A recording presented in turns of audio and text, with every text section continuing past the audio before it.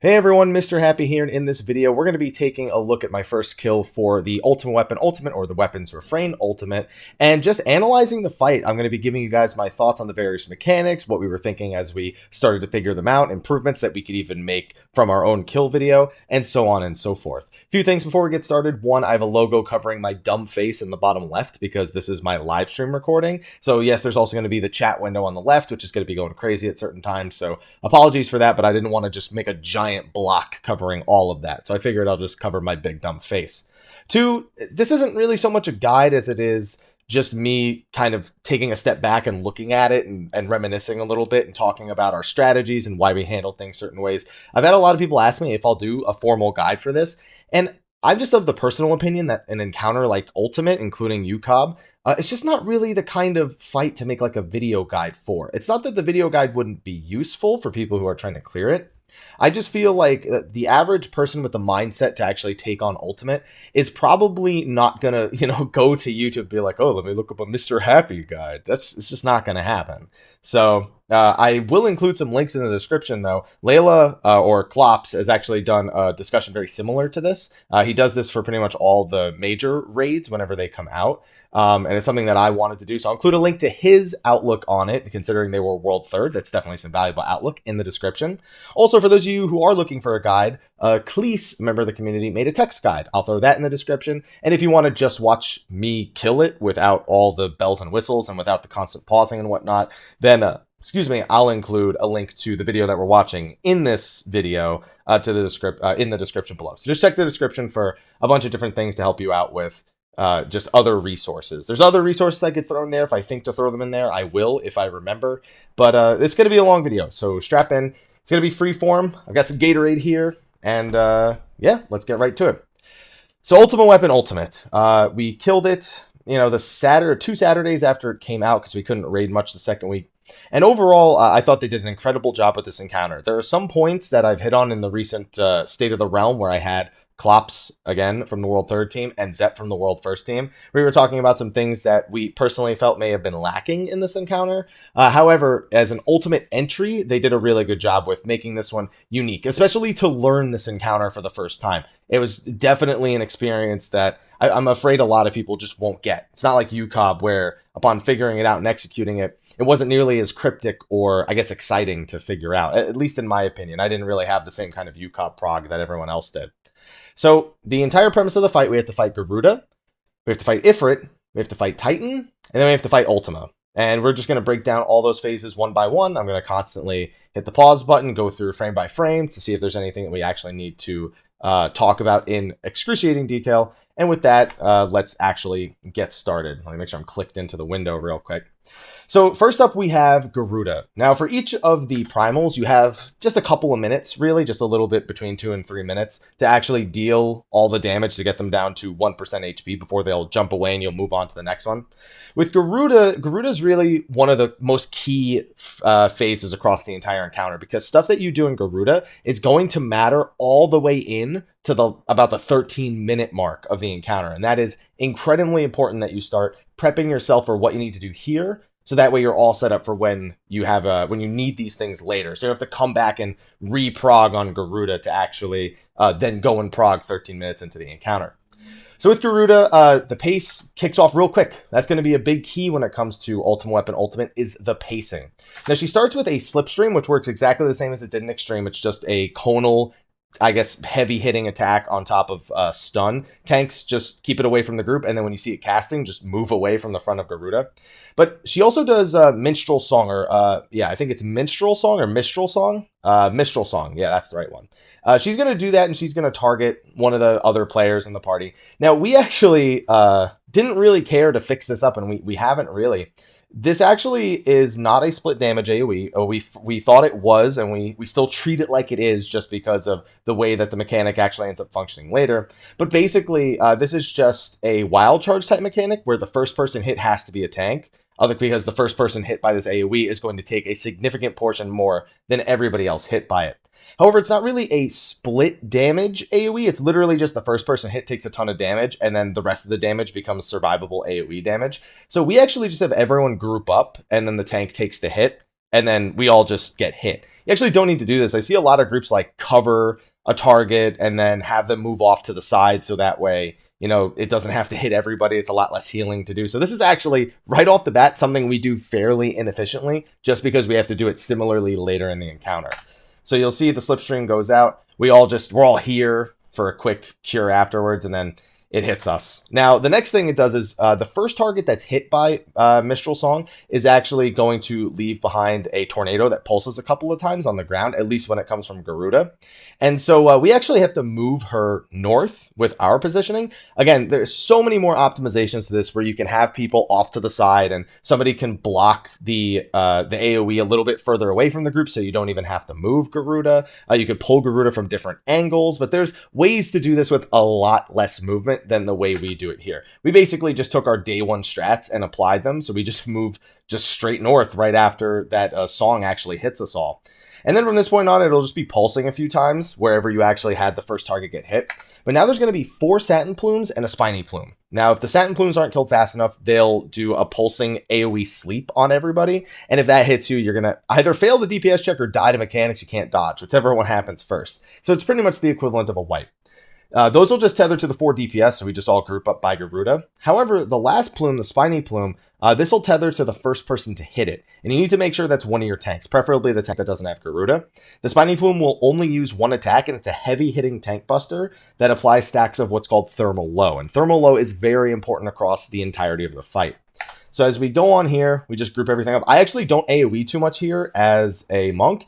A lot of groups are going to have to handle AoEing this differently. We have we have a Dragoon, we have a Bard, we have a Summoner. The Summoner is really the big thing that happens here. Everything just melts. I found that with our exact team comp, if I throw in maybe 1 or 2 AoEs, then the Spiny Plume ends up dying a lot sooner than it's supposed to. So I actually have to hold off a little bit here on AoE. Groups that have different setups, you're going to just have to figure out what feels best for your setup and how you actually go about AoEing down the satin plumes and the spiny plume. You could always separate the spiny plume from the satin plumes. We just found it easiest to group them all up because the spiny plume is a little bit tankier than the rest of the plumes themselves. So while we're AoEing down the satin plumes, Garuda, she's going to do a slipstream. She's going to do a downburst, which is a heavy-hitting tank buster. So you just want to make sure that's faced away from the group and mitigated properly. And all we're going to do is we're just going to AoE here. Now, the spiny plume is going to be hitting the off-tank with that tank buster. And you can already see that stack of thermal low right there. We specifically want to wait for our tank with the spiny plume to get 2 stacks, which means they have to take 2 tank busters, both of which are going to hit incredibly hard. Things like APOC or just general cooldown usage is usually pretty much the way to go here. And so you're going to see the second one hits, they take a ton of damage, and then we kill off the spiny plume. Now, about this timing for the spiny plume is what you should be aiming for. A little bit later is okay. A little bit sooner starts to get into kind of rough territory, but just maybe 1.5 seconds or 2 seconds after that second tank buster hits the off tank is when you want to be aiming to kill the spiny plume. And that's because you're going to need it for a very important balancing mechanic that's going to come up right after this Mistral Shriek. So once the spiny plume dies, it's going to explode. Just don't stand in the AoE. And also, we'll get to talking about those thermal low stacks here in a second. So when the spiny plume explodes, it leaves behind this bubble. Anyone standing in the bubble actually gets wind resistance. And I think this is another thing we do a little bit inefficiently, just for the sake of we're kind of used to it and it's the way we prog. But whenever somebody with thermal low stacks steps into that bubble, the thermal low stacks explode on the raid. And the amount of damage it deals depends on how many stacks the person has. 1 stack is a few thousand damage. 2 stacks is like, I think 30 to 40,000 damage, and 3 stacks will be lethal to anyone who's not a tank. Heck, it might even be lethal to tanks. So our goal here is to only ever explode people with 2 stacks. Now you might be wondering, why do we want to even explode those people at all? Well, one of the key mechanics that we had to solve going throughout Ultimate Weapon Ultimate is the concept of waking up primals. Basically, what we're fighting right now is Garuda in her weakest form. And in order to successfully complete the encounter, we have to wake her up and make her mechanics tougher in order to get a buff at the end of the phase. We're going to have to do that with Ifrit and Titan as well. In order to wake Garuda, we have to make sure that a total of 4 people, or at least in 4 separate instances, somebody with 2 stacks of thermal low needs to basically explode that AoE that I mentioned earlier onto the raid. So because the off-tank has 2 stacks, they're going to be our first of our 4 stacks to ethereally charge Garuda. So what we could all do here is actually all stand in the bubble, because the bubble gives you wind resistance. So that big AoE that I just mentioned, you don't really need to eat this first one outside of the bubble. You can see we just kind of do it. Again, it could just be a lot smoother if we were actually in the bubble. Because I stand in the bubble afterwards nowadays, so that nothing bad actually happens. So we take the first one, and you can see right here, let me make sure my mouse cursor is capturing. Right here is the Ethereal Charge. We need this buff to reach 4 stacks. Now, what Garuda's going to do, she's going to cast Friction twice. I'm actually going to click back a little bit further so you can see the Friction cast right here. So what happens when Friction goes out is it's going to target somebody other than the main tank with an AoE. And this AoE does a little bit of damage, but also, more importantly, it applies stacks of thermal low. Now, your goal is to detonate a few more 2-stack thermal lows using these frictions. On top of that, you're going to want at least 3 people to end the phase with 1 stack of thermal low. We personally like to make it both the healers and one of the tanks. Usually the tank that doesn't actually, that doesn't get 2 stacks going into this next phase, which you'll see what I mean here in a second. So this first friction, we have people who are designated to only get 1 stack for a later part in the fight. They're all just going to stand in the bubble, and they're going to instantly cleanse this first stack of Super Cyclone. And it's going to explode on the raid, and it's going to do about 4,000 damage per explosion that we actually get on top of the friction damage itself. Now, you're going to see that right here. Now, all the people who were planning on giving 2 stacks of thermal low are standing still near them, but just outside of the bubble instead. So when this friction hits, you see we get hit by 4 Super Cyclones for about 3.2k damage each. But now myself, the Dragoon, and both the tanks have 1 stack, while the other 4 people have no stacks. So we're just going to go through with this right here. And this is the second friction. This is the last friction. There's no more frictions after this. So if you've screwed up at this point, it's pretty much guaranteed you won't make it past the intermission phase about 9 minutes into the encounter. So now we have 3 people with 2 stacks and 5 people with 1 stack. What we actually did is one of our tanks is only getting 1 stack here because we're going to need a tank with our strategy to have a stack for a later part in the fight. And again, we have 1 healer and 1 range DPS as well. It just kind of works out for the way we're trying to do the mechanics later. So now that I have 2 stacks, the Dragoon has 2 stacks, and the 1 tank has 2 stacks, we now have all of the people who are going to be, the remaining people who are going to be waking up Garuda. So after that friction goes out, we make sure our mitigation is up, we make sure we have enough health, and then myself and the Dragoon will 1 by 1 step into the bubble over there in order to expend our stacks. We did that. You saw us take the damage twice, and now Garuda's up to 3 stacks of Ethereally Charged. Now the bubble's gone, and that's on purpose. We're actually not going to wake Garuda up here. We are going to wake her up with a mechanic she uses later. There's one other way to expend those Super Cyclone stacks, and or expend those thermal low stacks to trigger a Super Cyclone, and it's going to be the way that we decide to wake her up. By waking her up later, it makes it so we don't have to deal with her new mechanics from when she's woken earlier in the fight. I asked Yoshida if this was intentional. He said that they actually designed the fight to be woken up early, but they're okay with people waking her up later because it's a unique strategy and it doesn't actually break the fight in any meaningful way. So at this point, we're just going to be going through the rest of Garuda's mechanics. Now, anytime Garuda or Chirada or Suparna jump, because the ads are going to be coming very soon, if you have your audio on, I think it's your voice settings. It's either your voice or your sound effect settings. You'll hear Garuda or Chirada and Suparna. They kind of let out this shriek. And when they shriek, it means they're jumping. And when they jump, they summon feathers under the locations of, I think it's like 5 or 6 party members or something like that. But basically, as soon as she starts jumping, you need to move out of where you were because AoEs. Boom. And it actually checks your location very early in the animation, almost like before the animation itself even goes out. So as long as you're attentive enough to the shrieks or to her jumping animation, and as long as one of your teammates didn't kill you by, taking your escape route and cutting you off, then you should get a very clean getaway as long as you're paying enough attention to actually dodge it. Now, at this point, we've got her with 3 stacks of Ethereal Charged, and now she's going to do room-wide AoE with Aerial Blast. So make sure to mitigate this. It does do a fairly large amount of damage. And you can see all the people with thermal low stacks, and that's not going to matter for a little bit. You got a few seconds here to just attack Garuda, and she's going to summon Chirada and Suparna. Now, Chirada and Suparna, the first thing they do is they come down on the arena, and they jump back up. What happens when they jump? That's right, you got to move. Now, we move Garuda back north because Chirada and Suparna are actually going to spawn on 2 of the 4 cardinal directions of the arena and do another Mistral Song. That was the attack that Garuda did at the start after she did the slipstream, where the tanks needed to be the first people hit. Basically, we have a system where one of our tanks is responsible for the north half of the arena and the other tank is responsible for the south half. Basically, if Garuda or if one of the adds is north, one of the tanks is always covering that one. And then the other tank is responsible for wherever the other location is. If one of them south, then the south tank is always to the very south, and the other tanker is responsible for the east, west, or north one. On top of that, if both of them land east and west, then we have one tank responsible for east, one tank responsible for west. It's a pretty simple system, and all you have to do is make sure they are the closest people to Chirada and Suparna. So we have the whole group stack in the middle, including the people who are marked for Mistral Song, and then we just make sure that the tanks are the closest people to the outer sides of the arena.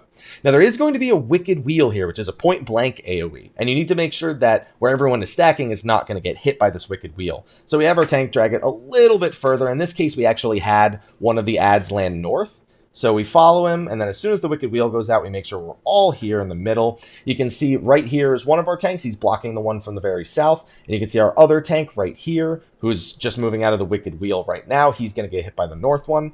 And these two are the people who are basically protecting everybody. Now, we're all going to take a bunch of damage from this, obviously, as you'll see right here. But as long as you mitigate it, and as long as the tanks are the first people hit, you shouldn't have any casualties. Now remember, when Mistral Song hits a target, it drops tornadoes in that location. These only pulse a single time, but you do need to make sure that you don't walk into them and get killed. On top of that, when Chirada and Suparna are done doing mechanic, they jump. So everyone's going to have to move here as well to make sure they don't get hit by any of the feathers that are left behind.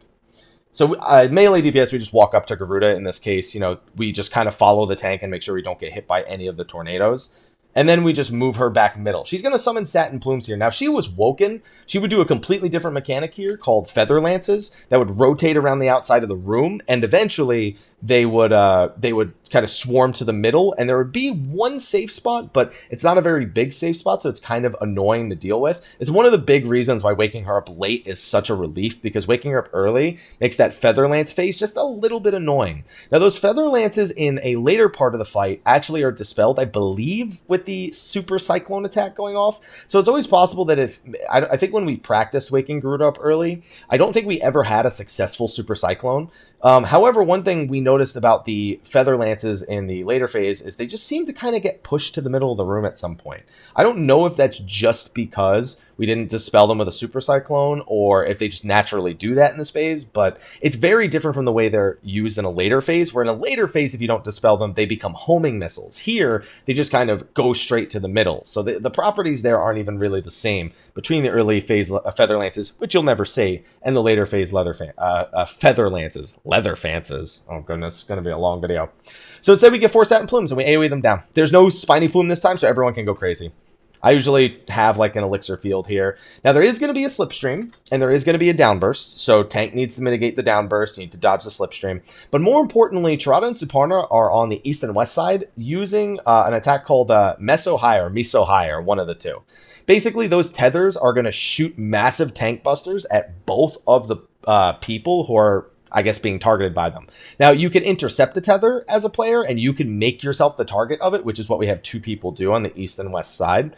However, I call it a tank buster. It's actually a straight-up lethal attack. The only way to survive the Meso High is to be somebody with thermal low stacks. Sorry, my air just turned off and distracted me. You have to be someone with thermal low stacks when you're hit by it in order to survive, because it just makes it survivable. But it also consumes the thermal low stack. So here's where we're going to wake up Garuda. One of the 2 people being tethered is the off tank that has the 2 stacks from earlier. So he's going to be one of the targets. The other person is actually going to be a ranged DPS. Now, it doesn't matter which one in particular. We just don't want it to be a healer, because we need both healers to have it for a later mechanic. We don't want it to be the tank for the way we handle another later mechanic.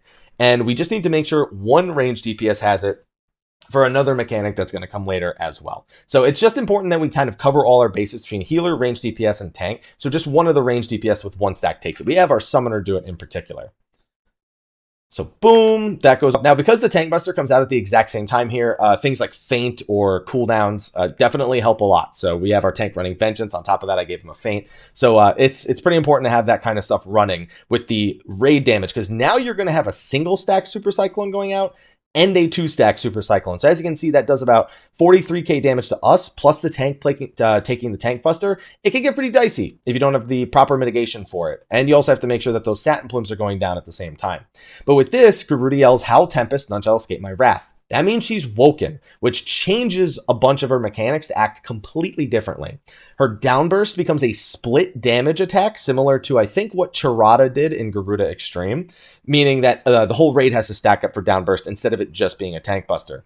After Wicked Wheel, she actually does Wicked Tornado, which is a donut AoE. So after the Wicked Wheel goes out, you then need to move close to Garuda to get out of the Wicked Tornado. And on top of that, those Satin Plumes became Feather Lances, which we just never get to actually save. So we're going to go here. Also, Chirada and Suparna, they jumped, so we got to move. So at this point, I make sure that Satin Plume goes down because I ain't messing around. This was the pull we killed it, so I wasn't messing around.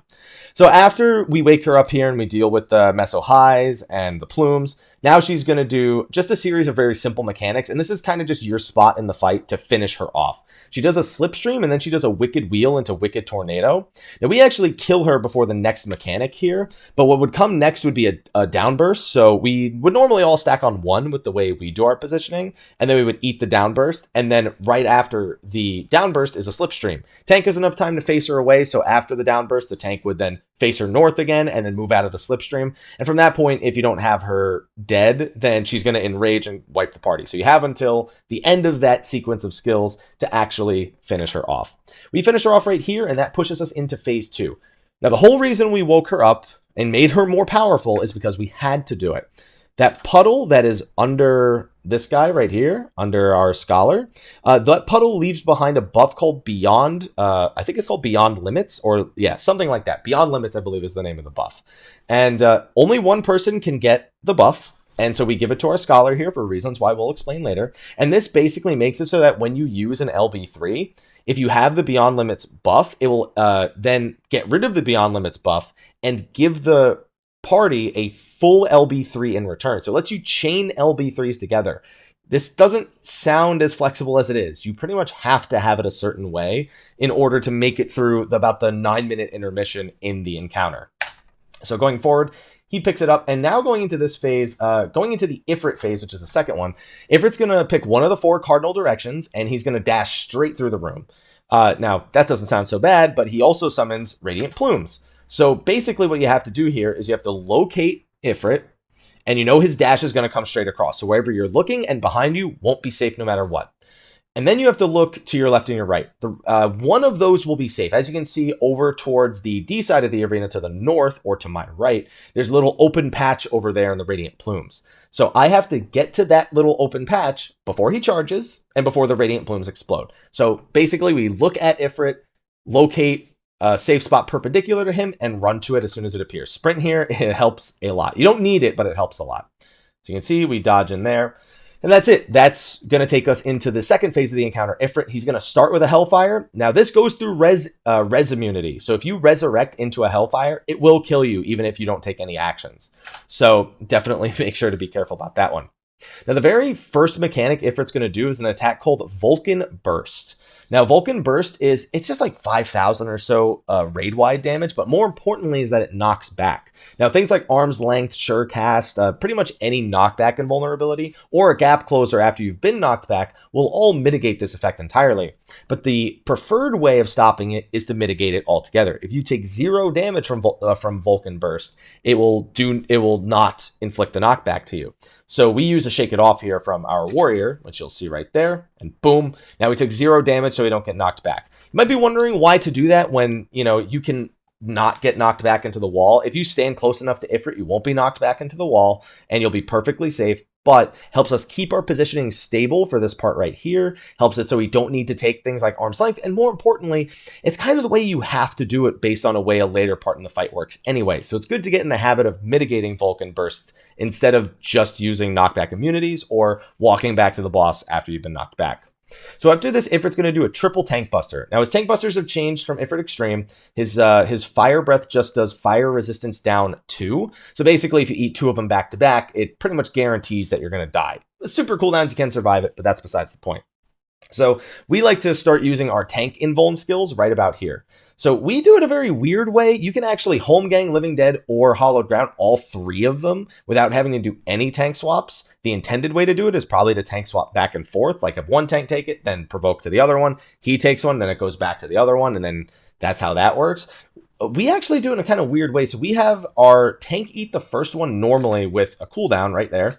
He's going to home gang just the second one, and then our off tank takes it, because he's actually going to be tanking for the entirety of the next, of pretty much the fight. He's going to be tanking for the rest of the phase. So it's the reason why we do it this way. And then our off tank takes one just with a cooldown right here. So now he's going to keep that. Now, one little interesting fact about this fire resistance down is that you'd expect that outside of preventing the tank busters, that maybe it doesn't really matter all that much. But Ifrit's basic attacks are really weird. First of all, they look like cleaves, and they are not cleaves, which is just weird. They're all single target auto attacks, so don't worry about standing in front of Ifrit if you're not the tank, unless it's a tank buster itself. But more importantly, they're classified as fire physical attacks, meaning that while the tank has the fire resistance down, Ifrit's auto attacks start hitting considerably harder. So it sounds like it's something that would be a fix for magic damage, but they're fire physical attacks. So my tanks always ask for Feint here just for the first couple of autos, just because they can deal like 30, 40k if they happen to crit with the fire resistance down. So that's just what happens there. It's really weird, but it's just the way it works out. Now, immediately after that, we're going to go into the Infernal nail phase. This is the most important part. This is where you need to wake up Ifrit. You fail to wake up Ifrit here, you're not making it past the 9-minute portion of the encounter. So the nails are lined up in this kind of weird trapezoid pattern. And this is actually going to be important because we are going to use this to orient us for the entirety of the rest of the phase. So we have this trapezoid, and a trapezoid obviously has a more narrow side and it has a wider side. The wider side is where we're going to send a target who's going to get Infernal Howl targeted at them. That's going to be one of your healers, and it's going to give them a debuff called Searing Wind. Now, Searing Wind does some damage over time to the person who's inflicted with it, but it more importantly pulses out in this giant fire AoE every 6 seconds. And when that happens, if it happens to make contact with any other players, it does a ton of damage and knocks them back. It's most likely going to kill anyone who actually gets in its path. So as soon as we locate where the small side of the trapezoid is, the tank is going to position Ifrit between the nails over there. And the Searing Wind target is going to go towards the opposite side. As you can see, behind where I am right now is where the wide side of the trapezoid is going to be. So you're going to see it moves a little bit closer to the nails, and then Infernal Howl goes out. It's on one of the healers. The healer's already towards the backside of the arena. Now, in order to wake up Ifrit, you need to destroy these nails in a very particular way. Right after Infernal Howl goes out and Searing Wind is placed on one of the healers, the 2 players who are furthest away from Ifrit are going to get eruptions. They're going to get 4 eruptions total. Now, what they need to do with these eruptions is A, bait them away from the group, but more importantly, the 2 furthest people away are responsible for waking up Ifrit, or they're the most responsible for waking him up. Every time you hit an Infernal nail with an eruption, it grows, it gains a stacking damage buff and a stacking vulnerability up buff. So it takes less damage and deals more damage when it eventually will explode. You have to make sure you hit all 4 nails with a minimum of 2 eruptions in order to give them 2 stacks each. So what we have our 2 people do is they each have a side. They each go to they each get a side, and they each go to one of the nails that is on the wide end. They hit each of those with 2 eruptions, and then they very quickly move to the front of Ifrit and very carefully hit the nails that are closest to the tank. So you can see right here, those are 2 eruptions that are going to be under the nail that is marked as L. So it's going to hit it, it's going to grow a second time, and you can see it has these two stacks of both vulnerability down. It's vulnerability down, it's vulnerability up. It's vulnerability down. It's making it more resistant to damage. It takes less damage. Vulnerability down. Whatever, I don't care. But anyway, and then they're moving over to the front of the boss to also hit the 2 front nails. Now, that's not the only thing that's important here. Not only do all 4 of these nails need to be given 2 stacks via the eruptions and then defeated, when they explode, they do vulnerability up for like a second and a half on everybody, so you can't kill 2 of them at the same time. But you also have to kill them in a specific order. The main reason being that in a later mechanic, Ifrit's actually going to do a mechanic based on the order you killed these nails in. So if you kill them in a bad order, it makes dodging the mechanic a whole lot harder. What we do is we do a Z pattern. So if you were looking at the wide end of the trapezoid, I guess if we go back here to actually see the wide end, so you can see there's a nail here, a nail here, a nail here, and then it's kind of hard to see, but there's a nail right on the other side of Ifrit right here. So we start with the wide end of the trapezoid, and we would go, in this case, the one that's marked L, then we would kill the one marked K, then we would kill the one marked J, and then I can't see what the other one is marked as, but then we'd kill the final nail after that. This is basically like a Z pattern, is what we like to call it. It's like a reverse Z, because we start from the end of the Z and work our way towards the beginning. You'll see why this matters later, but there's a ton of other mechanics. I've seen people do the cross pattern, where you would kill, I guess, K, then J, then the one that I can't see because it's on the other side of Ifrit, and then L. Although, can I see it over here? J, K, L, M. So in this case, the M nail, which is this one right here. And then, so yeah, they would go K, J, M, L, and then that has a different positioning. There's a bunch of different ways you can do it, so explore with the ones that you actually like most. We ended up doing this kind of Z strat. So going back to the nails, as we're going to kill them, you're just going to see, I'm just going to let it play out. You're going to see, we kill the nail, kill nail L, it explodes, does about 20k damage, does about 15k that time. Got to make sure that the tanks stay alive through this. Got to make sure there's still a searing wind out, so that person needs to stay out of the group. And then after we kill the fourth nail, you see the flames hunger for the immortal. And you can see that he has the woken buff. We've woken up Ifrit, and now his mechanics are going to get a little trickier. Excuse me while I take a sip of this Gatorade. Sorry about that. So at this point, we've woken him up. You have to kill those nails in a pretty short period of time. As soon as Ifrit does that little jump right there, if you haven't woken him up, that's it. You've missed your opportunity. And if you had any nails alive, he's going to kill you right here with Hellfire anyway. Just like with the first Hellfire, mitigate this. Make sure you're not res immunity into it, and be careful. So now he's woken. So unlike Garuda, where we woke her up really late, Ifrit, you have to wake up at this point, and there's no other opportunity to wake him up if you screw it up. So we're going to have to deal with the rest of his phase with these, what we like to call woken mechanics. So the first one is that Searing Wind now lasts 30 seconds instead of 18 seconds. So I mentioned before that Searing Wind pulses every 6 seconds. So basically, the original version would start with 18 seconds duration. When it has 12 seconds left, it would explode. When it has 6 seconds left, it would explode. And right before it expires at 0 seconds, it would also explode.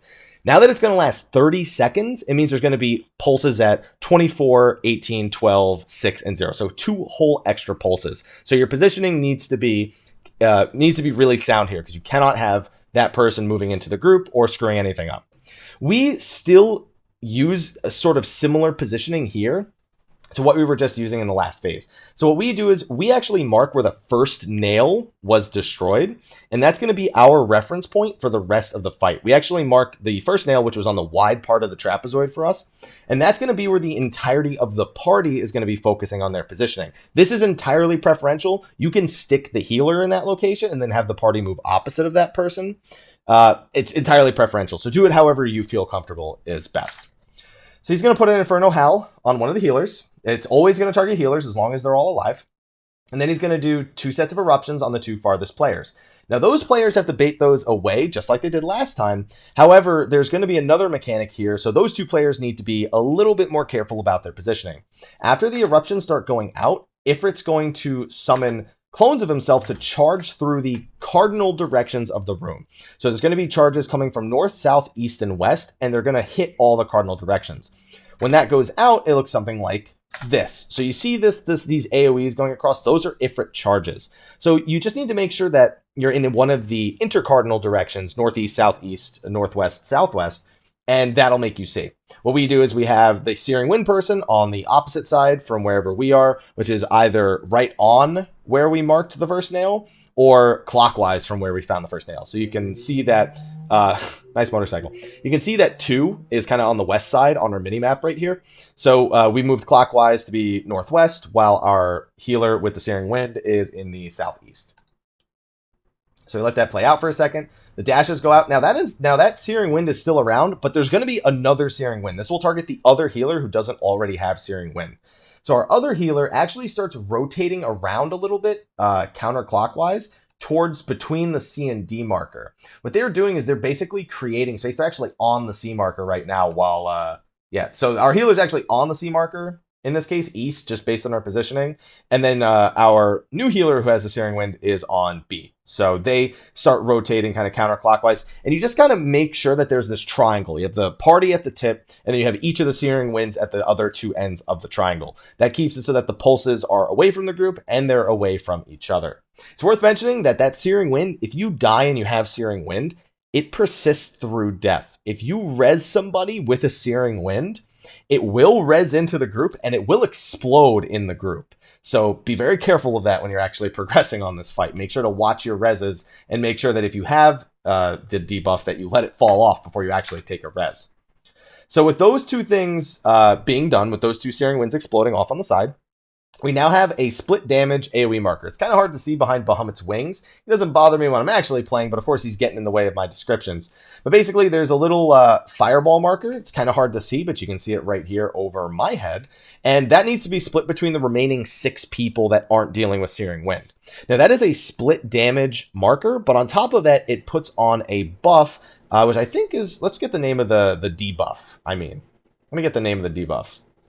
Accursed Flame. That's the name of the debuff right here. You can see it applied to the 6 people who actually got hit by it. Accursed Flame is a damage over time effect, and that damage over time effect is affected by how many people are hit by Accursed Flame. So when 6 people get hit by it, it really only lasts for 1 tick of the dot duration, and the dot itself I think does like 3,000 damage, so it does nothing. But if only 5 people were to get hit by it, it would last closer to like 10 seconds, so it would tick multiple times, and the dot itself would start doing closer to like 12 to 15k damage. So the amount of damage and the duration of the dot are dependent on how many people get hit. So a minimum 6 people getting hit is pretty much the required number for any time you encounter this split damage marker across the entire encounter. Now, right after that Accursed Flame goes out, Ifrit's going to jump and do charges. This charge is the mechanic that we needed to make sure we killed the nails in the specific order. Ifrit's actually going to land in 4 locations that are basically the walls nearest where the nails themselves spawned earlier in the phase. So the nail spawn locations are your reference point for what walls Ifrit's going to be charging from. And the order you kill the nails in determines what order Ifrit charges in. So you're determining how Ifrit's charge pattern is going to look in this phase right here. That's why those specific patterns and the specific positionings that come with those patterns are all very important. And it's important to note that there are so many different ways to do that properly. So for this, there's one other thing. One of those 4 Ifrits is actually going to be Woken. Now, it doesn't look like it's any of the 3 that are actually on my screen, which means it's the one over to the left that's off screen. That Woken Ifrit has 1 additional mechanic, and there's no way of knowing in advance which one's going to be Woken. It's just when you see all 4 of the Ifrits land on the arena here, you're going to have to basically say, okay, that one's Woken. I need to handle this mechanic in this way.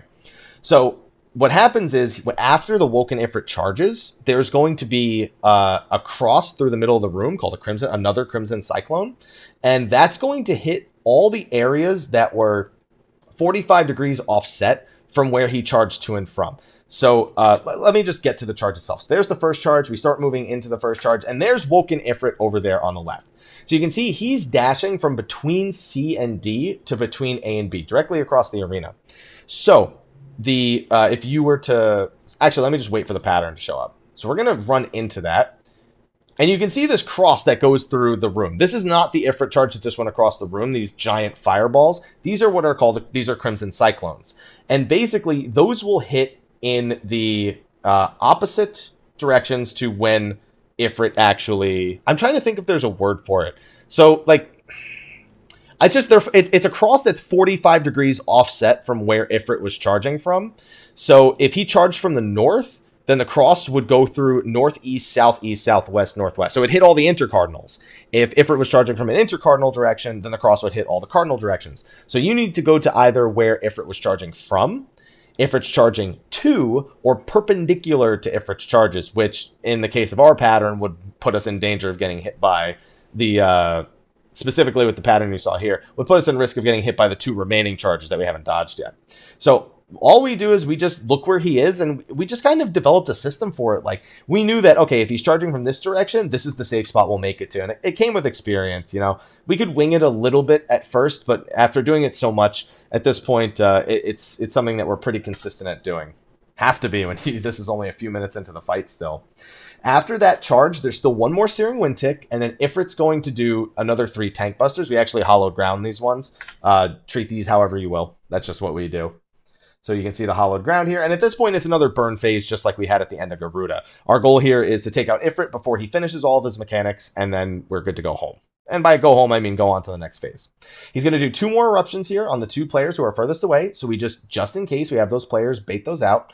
And if you don't kill him fast enough, he'll actually do another split damage, accursed flame here. We don't even get to that point. If we have deaths, we sometimes get to that point, but not in this case. So we just then all meet on whatever wall. We always meet on the B wall. It's just the wall that we found ourselves closest to. But we all need to be relatively close to the wall of the arena here without touching it, due to the phase transition that comes when Ifrit actually reaches 1%. So he's going to drop that puddle on the ground. You can see right there after the explosions, I guess. That puddle is our Beyond Limits buff. We're going to give that to our caster here. Now keep in mind, we're giving these to these specific roles. It doesn't matter which order you give people Beyond Limits, but at the end of Titan in the next phase, we need to make sure that a melee DPS, a caster DPS, and a healer all have this Beyond Limits buff. Those 3 roles are mandatory to have the Beyond Limits buff if you want to get past the intermission at 9 minutes.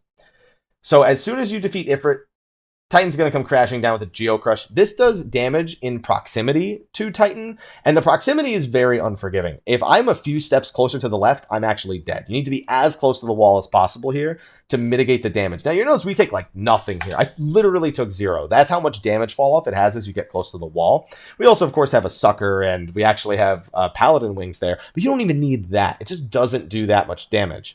If you're a little bit closer, though, expect it to eat close to your whole health bar, if not just outright kill you. Most important thing, though, is that right after this Geocrush, which is probably going to wipe your shields away, as incredibly inconvenient as that is. We also had a Divine Veil, by the way. He's actually going to do a, what's the name of his tank buster? Earthen Fury, or his room-wide AoE. It's called Earthen Fury. So Earthen Fury, just like with Hellfire, goes through res immunity and does a ton of damage, to make sure to mitigate it, heal up before it. So just try to get everybody to get, a shield for Earthen Fury. On top of that, also make sure that person picks up the Beyond Limit buff. We now have our Summoner with it, and we have our Scholar with it. So Titan is probably the scariest part of the first primal part of the phase. He is definitely the most annoying to wake up. He is definitely the most threatening in terms of wiping out your entire group. And he's also the one he's the last kind of stepping stone for you to get to Ultima himself. So Titan himself, he has 3 points where he's going to use a tank buster. One of them is right here at the beginning. He uses a rock buster first, which is that like wide cleave that he does. And yes, it is a cleave, unlike all of Ifrit's auto attacks. And he's going to immediately follow that with a mountain buster. Both of these hit insanely hard. We use a mix of covering with cooldowns and just also straight up big cooldowns on these. Nice motorcycle. So you'll see right here. He has like I think he has an inner beast and a thrill of battle, it looks like, for that. It also, I don't think we have anything else on. Looks like the feint might have been applied a little late, so I don't know if he had that, but he'll usually have a feint for this one as well. So after that, he's going to do double Weight of the Land. So it's going to be 1, and then it's going to be a second one. So we just all stack up behind him other than the main tank. We move out, we move back in. Super simple. Then Titan's going to jump away. Now, this is something I get a lot of questions about from people who haven't done the encounter. So when Titan jumps away, he's going to Geocrush to one of the 4 cardinal directions of the room. And he's also going to eliminate sort of the edge of the arena and make it a danger zone. If you now touch that glowing area along the outside that's spewing from the wall, that's pretty much the equivalent of walking into the wall. It just instantly kills you. But the big question I get is, how do you know which direction he's going to jump? So right before Titan actually jumps, he just starts to kind of turn a little bit. You can see right here, he kind of started to turn, and I know you're going to keep getting that loading thing as I try to go frame by frame, but he starts to turn a little bit, and then he jumps. Let me see if I can do that. It's kind of hard to see because of all of the Weight of the Land explosions that are going out, but he basically turns to face a direction, and you need to just look for what direction he turns to face and go to the opposite side. It can get tricky because of the dust that's popping up because of the Weight of the Lands, but you kind of get used to it. You see right here, he turns and he faces to the left, so you can see from where we are behind him, he faces to the left. So we know that because we are facing him towards B, that means that he is going to C and that we need to go to A. So it's going to be random which cardinal direction he goes to. He can just jump to the cardinal direction he's looking at. He can jump to the opposite one. It doesn't matter. You just need to be ready to go to the opposite of whatever cardinal direction he actually jumps to. So we all go over here and we stand towards the edge and we get hit by the Geocrush and whatever. It's going to do a little more damage now, just because you're probably not hyper mitigating it as much and you're not all the way towards the wall of the arena. But this one shouldn't really do too much. It does about 18,000, which isn't really a whole lot. You do make sure to heal up after it, though, because now is when you need to wake up Titan. And this is going to infuriate a lot of people as they're progressing through it. So he's going to stand in this location pretty much for the next 25 seconds. You're not going to be able to move Titan from the location that he is currently in. He is going to summon bombs on the opposite side of the arena, wherever you were all just hanging out. And keep in mind that when a bomb falls in Ultimate, we've always taken damage from the bomb falls in the earlier forms of Titan, hard mode and extreme. But specifically in this version in Ultimate, if a bomb lands on your head, you're dead. If you're a tank, maybe you tank privilege your way through it. Anyone else, Barry is going to do like 80,000 damage to you. So you are dead. So we all need to get really close to Titan here. And then we need to look behind us for where the bombs actually drop.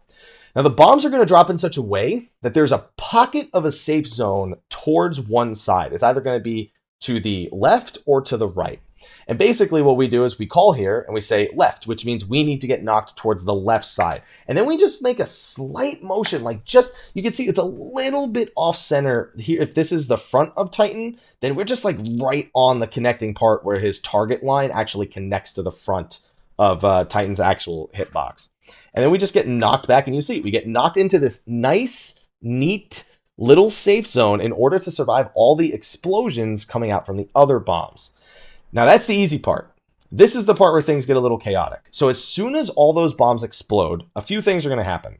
One is 3 random players other than the main tank are going to get targeted by jails. Now, these are the same jails from the other Titan. You know, when they land, they trap someone, and if you don't kill them fast enough, then they explode and kill the person inside. In Ultimate, if you don't kill them fast enough, they also blow up and wipe everybody in the group, but we're not even going to get to see that really here. If we do, then it wouldn't be a kill.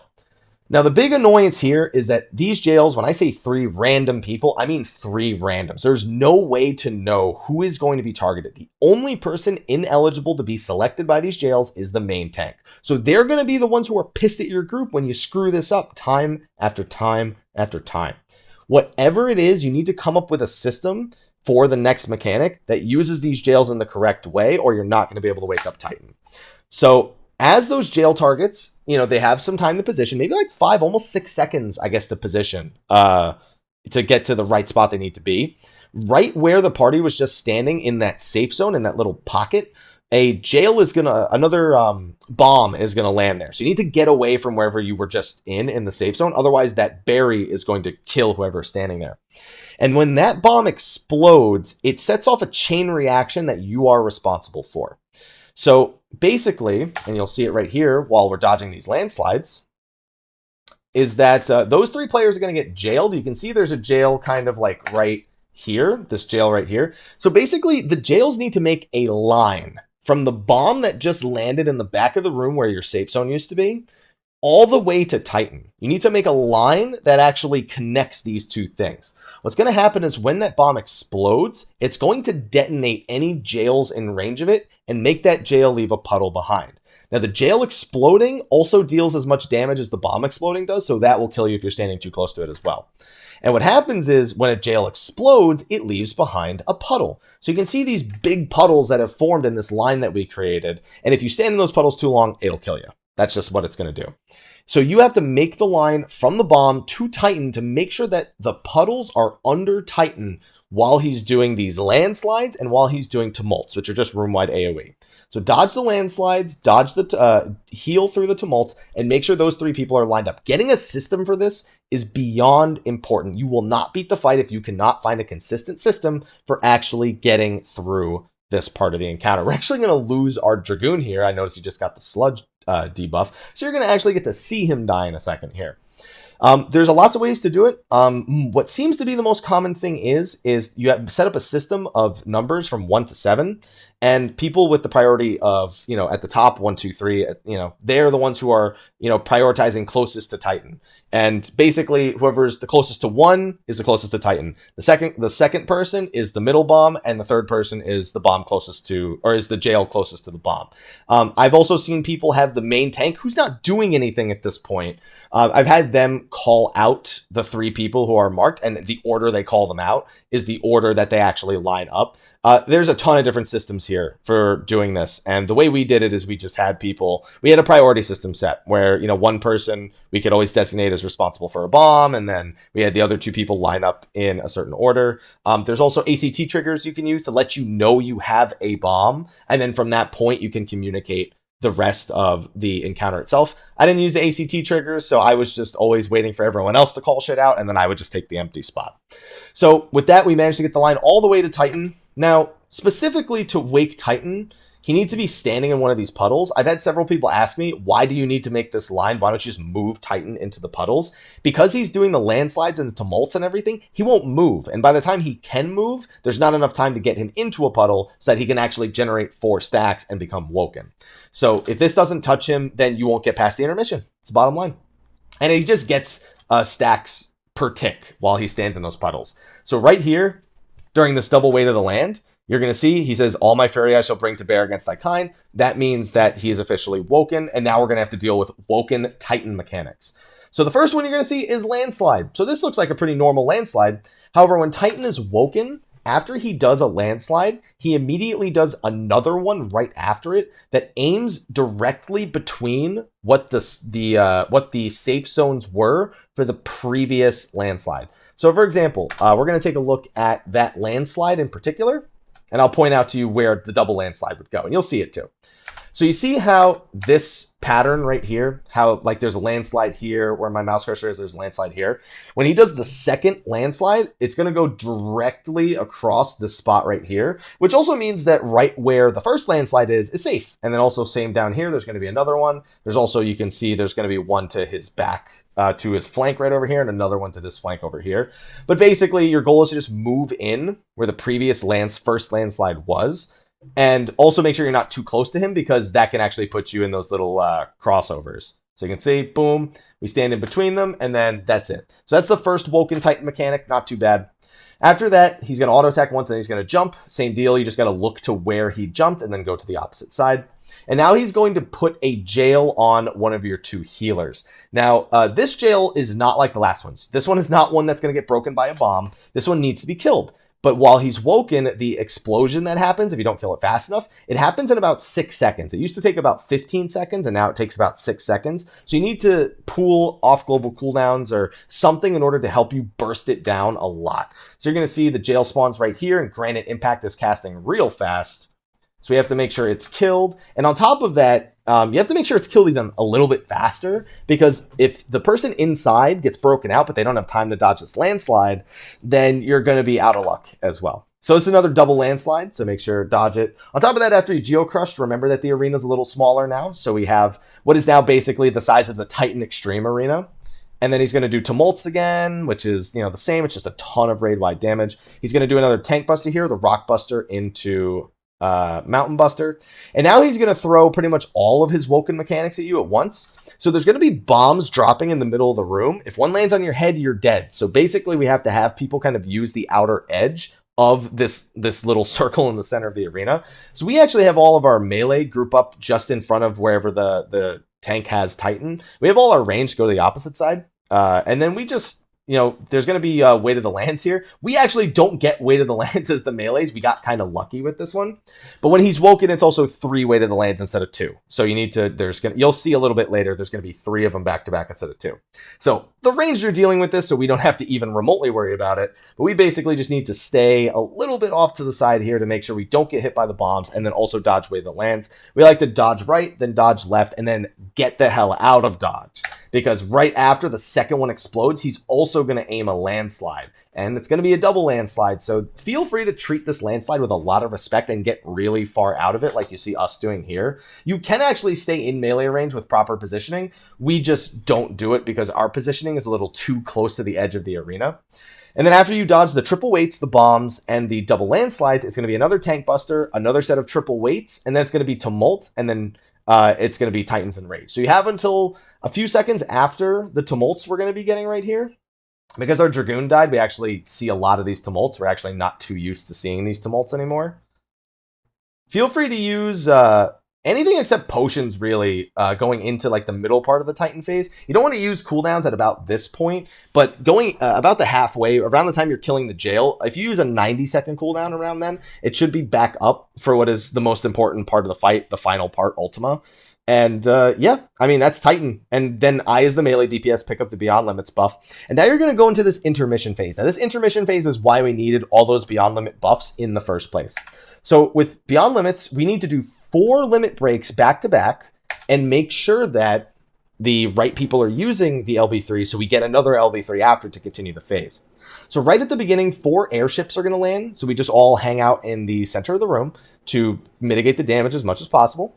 And we also have our caster on the 5th pulse of the airships, starts channeling a caster LB3. You don't need to do this. You can wait till the airships hit to put down the caster LB3. We need to angle it in such a way that it actually hits all the adds that are going to spawn right here. So then a bunch of Magitech bits are going to spawn, and these actually don't die immediately to the caster LB3. They can survive with like 1 hit remaining, so we actually go around and hit them a few times while the caster LB3 is going off. But you have to caster LB3 all these Magitech bits. There's no way to kill them before they self-destruct naturally, which is what they're going to do if you don't kill them fast enough. And on top of that, if even one of them survives, it does 1,000,000 damage to the group. And you just wipe. That's it. You just can't have any of them survive or it's over. So our caster with the Beyond Limits buff, caster LB3s them. Yes, this means you do need either a Black Mage, a Red Mage, or a Summoner in your raid composition as of this video in order to kill it. I don't know if they'd ever make changes to it in the future, but I doubt they would. Maybe line them all up in the middle so a ranged LB3 works as well. I don't know. I doubt they'll ever do that though. So now you can see here, the arena's lighting up, and this is us getting refunded our LB3. The next LB we're going to need is the Healer LB, because we're going to get a Doom placed on us that reduces us down to 1 HP, and the Healer LB3 will heal us to full and get rid of the Doom at the same time. So you can see here. Now, the healer who LB3's there needs to be the one that has Beyond Limits. That's going to give us an LB3 back, and now you need to have a melee DPS LB3 La Habrea here, which will kill him instantly. It does just enough damage to kill him. Boom. As long as everybody's in full 340, 345 stuff, with 345 weapons in particular. And then you need to have your final LB3. All your Beyond Limit buffs are gone at this point because I expended mine, which was the 3rd one. And you have to have a tank LB3 Ultima. That's it. Ultima weapon comes down and does Ultima. You can pop the tank LB3 as soon as it's available. The damage registers right here, which with about 3 seconds remaining. We know this because when you tank LB3 a mechanic and survive because of it, you get a large chunk of limit break as a refund. So if you look in the top left, you'll notice that our limit break gauge is already recharged. That means that the instance in which we're registered to take damage based on the LB3's duration, it's already happened. Even though it looks like the LB3 almost falls off, it doesn't. So you don't need to worry about timing this LB3 in particular. So after that, Ultima's going to go into a little transitional phase. And at this point, you can go make a sandwich. You can get something to drink, whatever it is. It's going to take about 40 seconds to get through this little animation right here. But the big thing is to use this time to get your cooldowns back. You want to make sure you have your potion on cooldown at the start of this phase. You want to make sure you have your big offensive cooldowns available at the beginning of this phase. And also, if there's anything you need to discuss, do you need to discuss a phase that you haven't done yet, or a phase that you're still working on? Do you need to eat food because your food duration's about to wear off? Take this time to do those things. You have a little reprieve here to prepare, because the next 6 minutes have to be nearly flawless if you want to actually get through the later half of this encounter. So once Ultima actually goes through and absorbs all 3 primals, he's going to warp the arena, and then the final phase is going to begin. So this part, we just go ham on him at the beginning. Tank Purge is room-wide AoE damage. Just make sure everyone has a shield, and it should be enough. Then he's going to do an attack called Homing Missile. Homing Missile targets the person with the second most aggro, which you have to make sure is a tank for this mechanic. And then the tank takes the hit. So our Paladin in this case is second on aggro, so he becomes the target for homing lasers. He's got an APOC. You need to make sure to mitigate this thing seriously because it hits very, very hard. It is also AoE, so make sure that tank is away from the group. Now on top of that, the main tank got a debuff called Viscous Etheroplasm. Now we initially, when we were progressing through this encounter, thought that was a tank buster. It's actually a split damage AoE. So we have our main tank home gang this. And instead of the entire group splitting the damage, what you can do is you can actually have the main tank who doesn't have homing missiles. He can just stand on everyone in the group and you can split the damage from it. We actually don't like doing that, mostly because it allows us to get a few more positionals. But DPS at this point of the encounter, while it is important, it's not as important as the DPS you're going to need later. So feel free to do either or, to use like a home gang or something on it, or to super mitigate it overall, or to actually split it between the party. You're totally open to do either or. I've seen groups do both. So the homing lasers go out. The explosion is going to happen on the main tank here. We've actually had the main tank home gang both the missiles and the viscous etheroplasm explosion, but it's not something we're super comfortable with. Now at this point, you've probably noticed there's a gauge called Ultima Ether on the screen, and it's gone up to a counter of 4. Ultima Ether is something that's going to determine how long it takes Ultima to enrage. Ultima hitting 100 Ether doesn't necessarily mean the end of the encounter, but it does mean that when you do get to the end of the encounter, you're not going to have a lot of time before Ultima actually wipes out your group. So he's going to just gradually generate Ultima Ether. He's going to get 20 on his own before we start actually manipulating the Ether as part of a mechanic later in the fight. So just keep your eye on it, and keep in mind that also if anyone dies, it increases Ultima Ether by 4. So not only does that person die, they lose their resources, they're going to do less DPS for a bit. It also speeds up Ultima's enrage later in the encounter. So you want to avoid deaths as much as possible here. It's still possible to clear the encounter with deaths, but the less deaths you have, the easier the final phase will be. So the first major mechanic here is Ultimate Predation. Now this mechanic basically summons Ultima, Garuda, Ifrit, and Titan, and they all do one mechanic. And because they're all Woken, all the primals at the very least, you have to dodge the Woken version of them. So Titan's going to do landslides, Garuda's going to do Wicked Wheel into Wicked Tornado, and Ifrit's going to do a Woken Ifrit charge followed by a Crimson Cyclone. So what we actually do here is probably not what the developers intend, but it's become what's, I guess, considered a standard strat for this mechanic at this point, in that we're going to deliberately eat the Crimson Cyclone that comes after Ifrit's charge in order to give ourselves a little bit better positioning.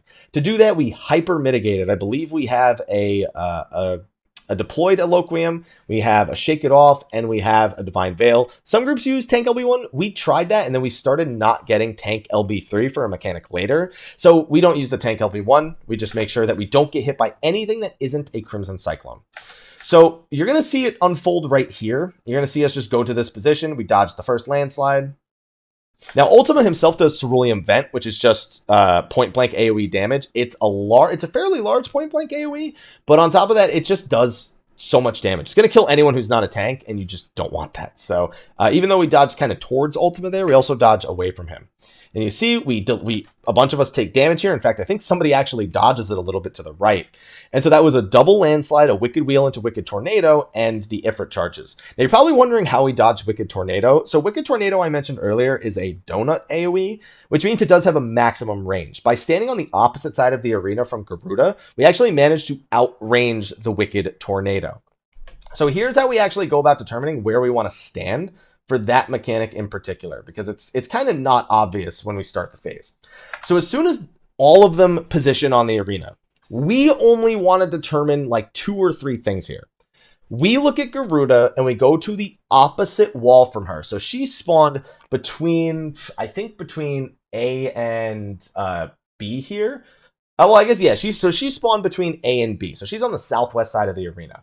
So what we're going to want to do is we want to go towards the northeast side of the arena. All right, so that's our decision making. We see that Ultima is there. So at this point, we're looking at Ultima, and we have to do a couple of decisions here. Is Ifrit or Titan next to him? If Ifrit or Titan is next to Ultima here, then you need to move to the opposite side. If they're both here, technically being close to Ifrit, I believe, is the safer one, but you do need to do a lot of extra movement. I don't think we've ever had a situation where we've had Ultima, Ifrit, and Titan lined up all on the opposite wall. but it is doable. I'm pretty sure we have had it, just not anytime recently. So basically at this point, we see Ultima, and we see there are no Ifrit or Titans on either side of him. So at this point, it's just a matter of picking which side we want to go to. Either or, we can use the dodge mechanic. We all just agree on D. Nice motorcycle. So now at this point, our goal is to dodge this landslide without getting hit by Ifrit's charge, and making sure not to stand too close to Ultima. Now, you do have to be mostly conscious of where Ifrit is charging from here, because if you stand where Ifrit is charging, then you're going to have a bad time pretty much. So you do need to be conscious of where Ifrit is charging from. We noticed that he was lined up pretty much with Garuda, and it's just a matter of these like micro decisions that you need to make in order to get to a safe area. Now, as you can see, our Scholar is actually in a safe zone. He doesn't get hit by anything. We just move a little bit away from Ultima and then stop, and we decide to just eat the Crimson Cyclone damage on purpose right here. It gives us a ton of LB, which we really don't need. And then we just move away. Getting hit by the Crimson Cyclone is just a little cheesy, but it works. I don't understand why it doesn't do enough damage to actually kill people, and I think it should, to be honest. I don't think this is something we should be able to do, but it's what I see most groups doing nowadays, just to play it a little bit safe. So now that we're past the first part of predation, Garuda jumps away. Same rule as before. Anytime Garuda, Chirada, or Suparna jump away, you're going to have to move. It's going to be feathers falling down. At this point, we just, as soon as it's done, we just all start running to our normal positions because it's just, it won't hit us. Ultima's going to come back and we're going to get the second half of predation here. So Ultima's just going to do some auto attacks here at the beginning. And he's going to start by summoning Ifrit, and he's always going to summon Ifrit on the north side of the arena. Ifrit's going to target the people furthest away from Ifrit for eruptions. So not the person farthest from Ultima, the person farthest from the north side of the room. So we have both of our ranged DPS stack up on the south side of the room, and they just bait eruptions, keep them away from everybody. You'll see them running off to the side here in a second with the eruptions. They are both going the same direction. You could do it in both in the same direction, in opposite directions. It doesn't matter.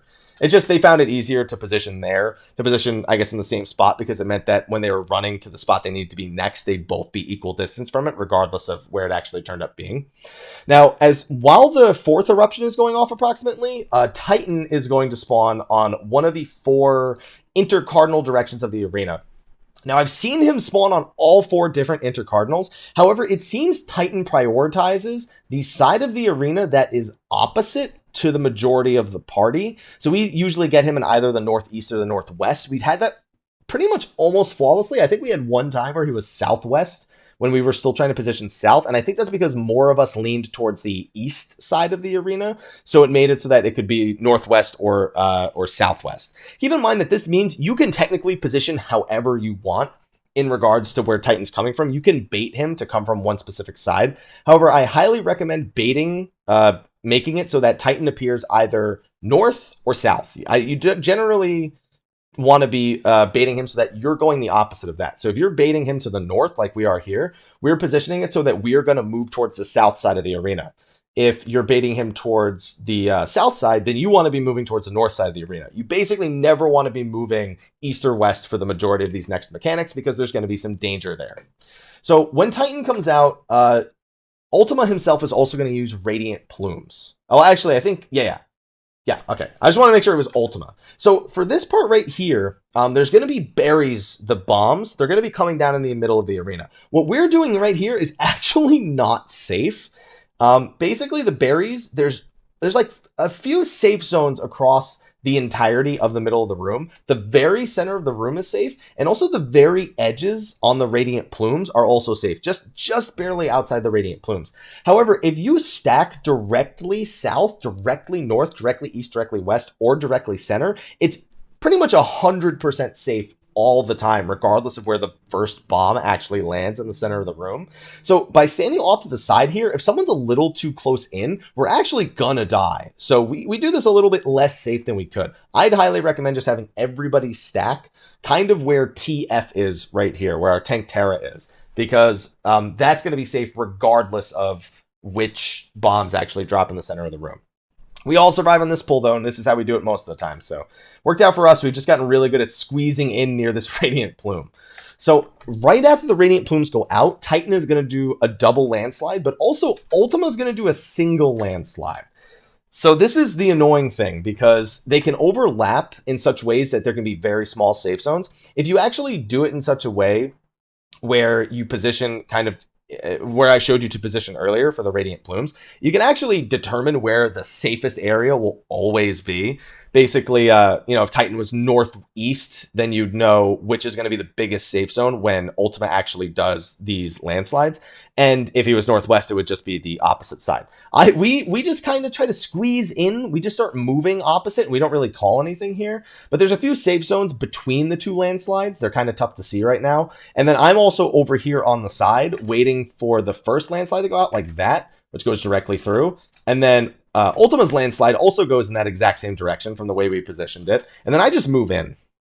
That's just what I do, just for the sake of keeping some uptime there. Because the other way of positioning it, you do lose a few GCDs. But it's not super important. Again, your DPS during the early part isn't nearly as important as your DPS going into approximately the 50% mark. So after those two landslides go out, East and West are going to have Chirada and Suparna spawn, and they do Wicked Wheels. This is why you didn't want to move Ultima East or West, regardless of Titan's position. You always want to move him North or South. We have our main tank take the boss away from the group. He's over towards the B side. You can see him moving away a little bit more now. And basically, there's also tumults going out here. So you're going to need to make sure you mitigate through these tumults, heal up through them. And also, there's a viscous etheroplasm on the tank here. Funny story, we learned that viscous etheroplasm, when it applies to the main tank, it actually applies at an AoE. If you all stand on the target who receives viscous etheroplasm when they initially receive it, you'll all get viscous etheroplasm and it'll all explode. So you can't stack up until after the tank has viscous etheroplasm. We also learned the hard way that pets are actually eligible for viscous etheroplasm. We had one situation where Eos stood next to the tank, got viscous etheroplasm, and then brought it to me and the other melee DPS and just killed us both. She was a double agent. So keep pets away from the main tank and keep other people away from the main tank as well. Otherwise, you're going to end up with way too many viscous etheroplasms to handle. So we're all stacking up or healing through the tumults. Those wicked wheels go out. And then what happens when Chirada and Suparna jump? That's right, it's feathers. Garuda's also in the middle of the room, and after all the tumults are done, she does a Mistral Shriek, which is just room-wide AoE, but it means you need to be relatively topped and have shields prior to the Mistral Shriek going out in order to survive the damage. On top of that, make sure to watch your tanks. He actually uses Thrill of Battle here, so he has a bunch of extra health to deal with Shriek plus Viscous Etheroplasm plus dodging at the same time, while the healers are dodging in particular. Once the Chirada and Suparna jump, everybody has to move. You can see that. Then once Mistral Shriek goes out, everyone has to move again for the second set of feathers. And bam. So we have, again, we have our tank solo taking those viscous etheroplasms right now. So he inner beasts it, he Thrill of Battles this one, and then he's good. There's also a homing missile that comes out here, and that's again on the second highest aggro target. So our paladin in this case, he makes sure to stay away from the group. He can stay with the group up until pretty much the first move away from the feathers are, from the Chirada and Suparna feathers. And then he moves in the opposite direction. So he's over there where I guess our initial safe zone was for where we were standing during all the other mechanics that were going out. And then he takes that with whatever cooldowns he has, and that's just how you do it. So for Ultimate Annihilation, now I'd say you're officially done with Ultimate Predation. And with that, I'm going to take a sip of Gatorade. Sorry about that. So at this point, we're done with Ultimate Predation. And the next thing on the list is Ultimate Annihilation. Ultimate Annihilation is it's not the hardest of the mechanics, but it's the single most important one for the rest of the fight. And we did not know this. We did not find this out until after kill videos came out, because we were on the mechanic following Annihilation, which is suppression. And we didn't know that Annihilation had a very hidden, very sneaky mechanic in there that actually determines how easy a later phase is actually going to be. So for Ultimate Annihilation, we usually have the boss hovering around the 69% mark here, 68% if we're lucky. And that's a good place to have it, because if you get it any lower, you can start skipping a few mechanics a little bit later. So it's definitely a good place to have it. So for Ultimate Annihilation, Garuda's always going to spawn to the south. And then Ifrit and Titan are going to spawn either southeast or southwest. So Ifrit can be either southeast or southwest, and Titan will always be on the other one, but they can be on either one. So their patterns can be reversed. And then there's going to be triple weight of the lands. There's going to be, I keep forgetting what that's called, the flame AoE, the split damage flame AoE, accursed flame. That's what it's called. And Ultima's always going to spawn to the north here also. So you can hit him during this. We like to make sure we can keep uptime during this mechanic itself. Nice motorcycle, by the way. So after the second weight of the land, accursed flame is going to hit everyone. We actually 8-person split it, so it really doesn't do that much damage. And again, because at least six people split it, it hits that minimum that we needed from earlier in order to make sure that it's not lethal and it doesn't last too long. But at the same time, Garuda's going to use Meso High on the group. And just like earlier, if you get hit by Meso High and you don't have Thermal Low, it'll kill you.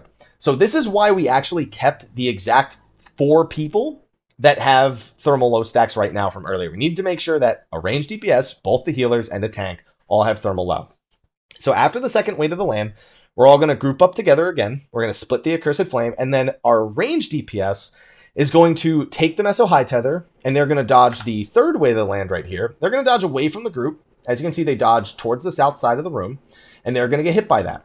So that's another one of our thermal lows gone. We specifically have to use a ranged DPS for the way our strategy works. Now, while this is going on, Ultima starts spitting out orbs from his left hand. So if you're looking directly at him, it's your right, his left. And these orbs, we initially thought they did nothing. We thought they were some raid damage if you got hit.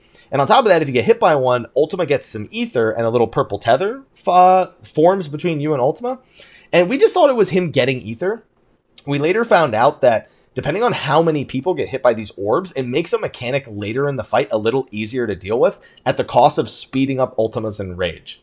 So what we do is, I think we do the first 2 orbs get hit by one of the tanks. And I think the last 2 orbs, because there's 4 orbs total, those get hit by both of the tanks. And I'll explain why we do that exact pattern when we get to the mechanic that this affects, but you have to have somebody eating those orbs if you want to deal with one of the mechanics a little bit later. So there's a super cyclone that comes out from the 1-stack thermal low, and Garuda's going to jump. As soon as you see that you've taken super cyclone damage, pretty much wait another maybe second, and then you can move. And you can see right here that the feathers hit the ground over there, and that one of our tanks takes the hit, and Ultima's ether. It looks like we actually had both of our tanks take the first hit, because it looked like he went up from 21 to 22. Yeah, had to be that. Either that, or it was just super delayed, and I missed one of the orbs. Pretty sure that's not the case, but we'll watch it again just to make 100% certain. So triple weight of the land plus Accursed Flame. We all stay stacked together, all hitting the boss. Cool. We split the Accursed Flame right here. And then he summons the first orb right now, and then 2 of our tanks get hit by that. Okay, perfect. So yeah, we had the first people get hit by 2. There's a bunch of different patterns you can do. I think 3-1-1-2 is a popular pattern. 1-1-2-2. I've seen some very daring people do 1-1-1-2. If you do the 3-1, it's dangerous because it means a non-tank is taking the hit. And really, the tanks are the people best equipped to do the orb explosions while also dodging all the other mechanics. So after the super cyclone goes out, while the orbs are being sent out, now Titan's going to do a double landslide and Ifrit's going to do a Woken dash. So because they can come from either side, we kind of just call this out, but we always move to the same direction. We always move counterclockwise for our motion here. And there's also a healer with Searing Wind on the other side. Now that healer with Searing Wind needs to stay alive because of the way we do the mechanic. That healer with Searing Wind is on the opposite side of the arena, and they're going to dodge into wherever Ifrit charges from, regardless of which side it's on. For us, the rest of the party, we move counterclockwise, regardless of where Ifrit is. So that does mean that technically we can have the Searing Wind on the southwest side and the rest of the party on the northwest side. But the Searing Wind isn't so big that that's going to hit the party. So as long as the Searing Wind target then moves away from that spot, then they're going to be perfectly fine. It doesn't matter because there's not going to be a pulse of Searing Wind at the same time there. So you're going to see that we all stack here at the north side of the arena. And then as soon as Ifrit charges, he happens to be charging towards the direction we were going to move no matter what. We move into where his charge came from, and then the Crimson Cyclone comes out. So you can see this is the safe zone that has been created from where Ifrit's charge actually went. Now on top of that, there was a landslide that went through there. And now the second landslide is going to go through. And as you can see, it's really close to hitting us right there. You need to make sure we don't move in too far there, because that's going to hit from Titan's location towards the intercardinals on the second time.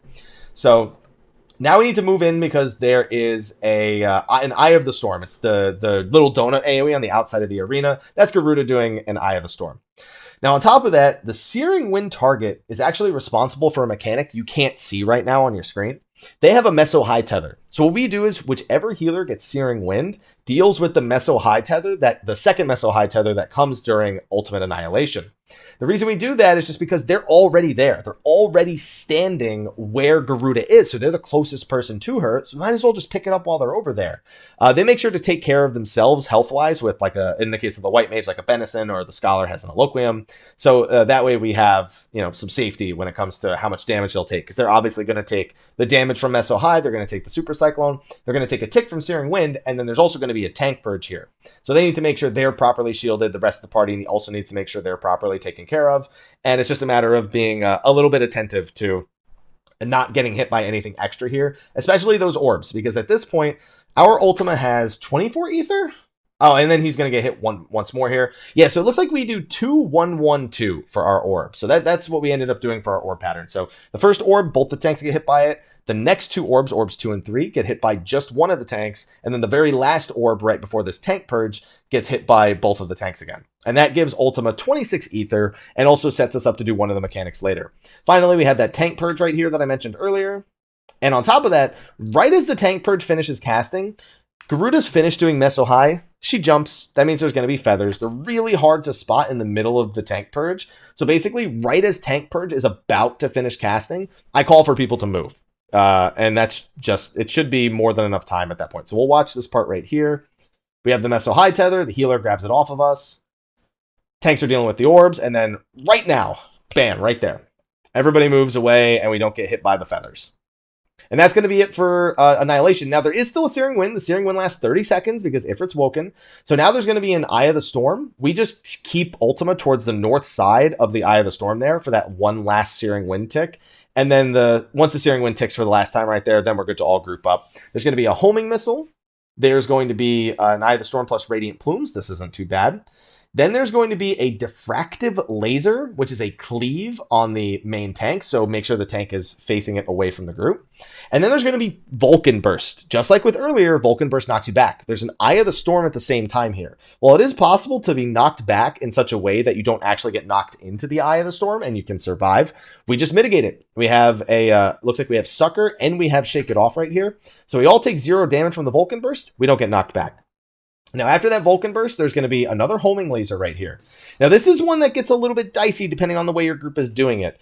For the homing laser here, if you time an Eloquium till right after, or you time a shield that's right after the homing laser damage goes out, then you can make sure that the tank takes 0 damage from the next Vulcan Burst. In our case, we actually had, this is our Paladin, they take Tempered Will.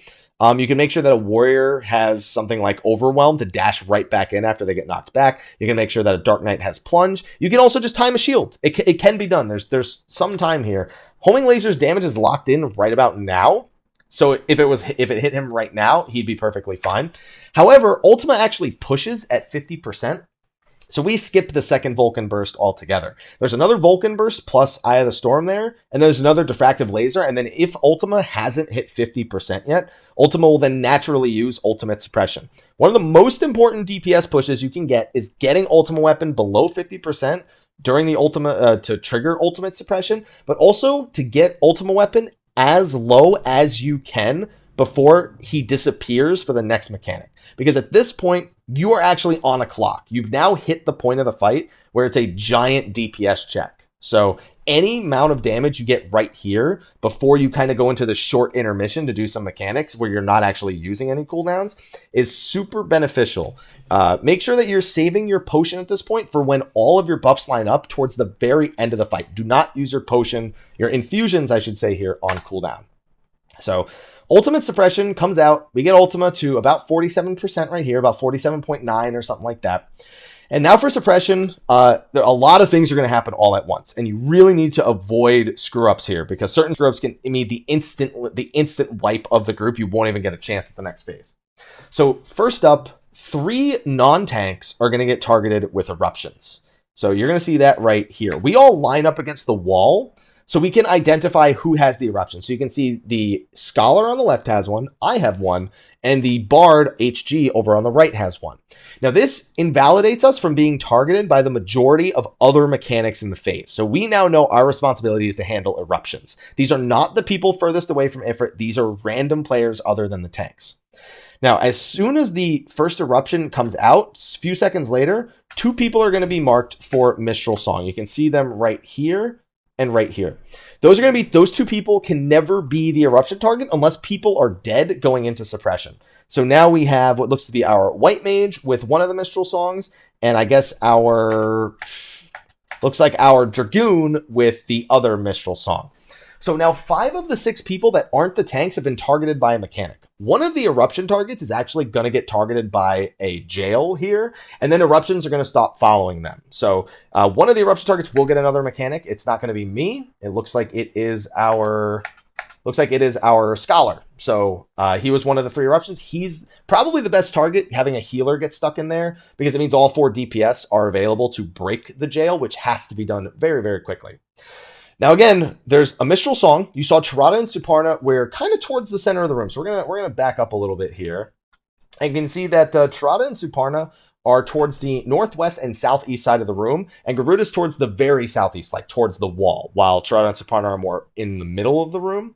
So basically, you need to make sure that the tanks take the first hit from these Mistral Songs. But that's not even the most important part. The most important part is that these Mistral Songs leave behind tornadoes. That's been the key factor for them pretty much since the Garuda phase earlier.